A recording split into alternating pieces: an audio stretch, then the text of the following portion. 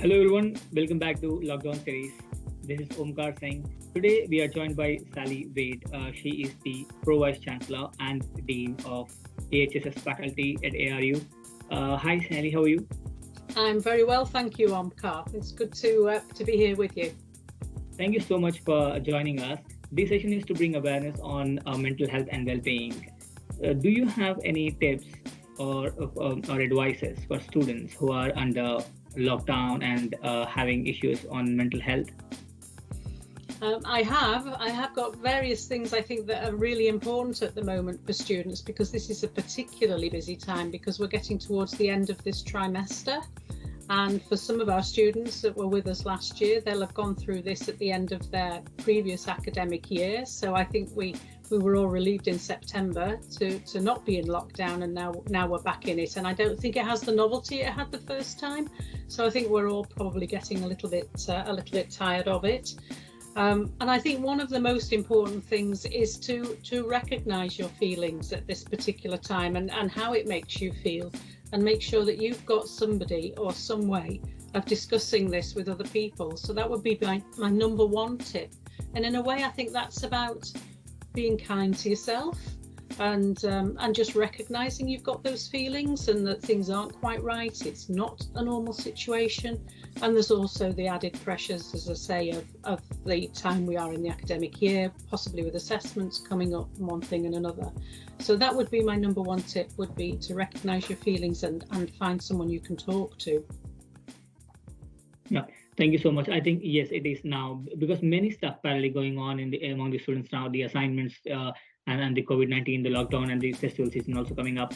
So I think it is really to manage their mental health, and I think university is also providing a lot many of resources to them at the moment.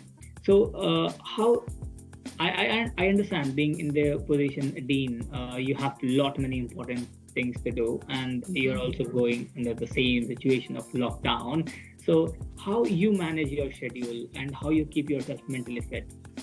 How do I keep mentally fit? I think, well, one of the things is you're right, I have a lot of important things to do. I also have a lot of unimportant things to do.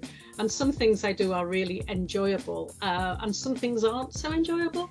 And one of the things I think that keeps me going is having those things that I do that I enjoy doing. That's what keeps me going. And so long as there are certain things in my working day that are fun, and that's usually around the people I work with, the conversations I have, whether that's with the people who work with me directly or with students, then they're the things that really keep me more positive, I think, at this time.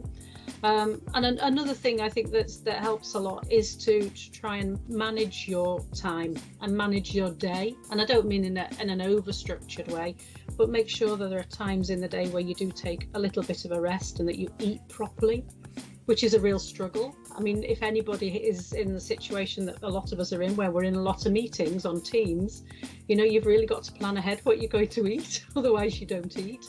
So I think eating well, and it's the same if you're revising or you've got a really heavy workload on, is really organising yourself a bit and making sure you've got the right things around you, and not just that sort of chocolate and crisps that it's easy to revert to. That's one thing.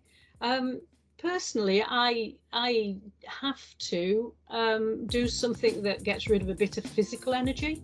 So it's not just my mental health is very linked to my physical, well-being. So I love getting outside. I have to get out in the fresh air. So sometimes at the end of the day, even if it's miserable, I'll just go for a short walk outside. And I also enjoy running. So that tends to be more at weekends, so I'll go for a run. So I've got to do that as well. Otherwise, I find that mentally I get things pile up even more. You kind of get even more stressed. So that's very important for me. And recently, since we've, a few years ago, I started practicing yoga. And I find that's become even more important now. So that's one of the things I do early in the mornings. So I just do a little bit of yoga. And I find that helps me because my posture's not naturally brilliant, and sitting all day doesn't suit me at all. So they're my ways of coping, I think, is trying to manage the workload, but having ways of shutting off from it by doing something physical at the end and the beginning of the day. Do you think hobbies also play a very important role in mental health? Oh, absolutely. Yes. My background's in art and design. So yes, without a doubt, hobbies are really important, because that's another thing, a bit like what I take from running, I think, is that it helps you to stop thinking about work all the time. It takes you to a different place. And most hobbies do that. You immerse yourself in them. So you're thinking about something different than your working day or your studying day, and it takes you away from it. And it's really good to focus in on something. So, and a lot of hobbies are very meditative. So particularly creative hobbies, they are things that absorb you, not just mentally, but there's a sort of physicality or a craft element to them that means that you've got to focus on what you're doing to be able to make or create something. So I think they're absolutely critical. Yeah. Hobbies are meditative. Yeah, something interesting. So, what hobby actually you prefer for your mental health, apart from running or the physical thing or yoga?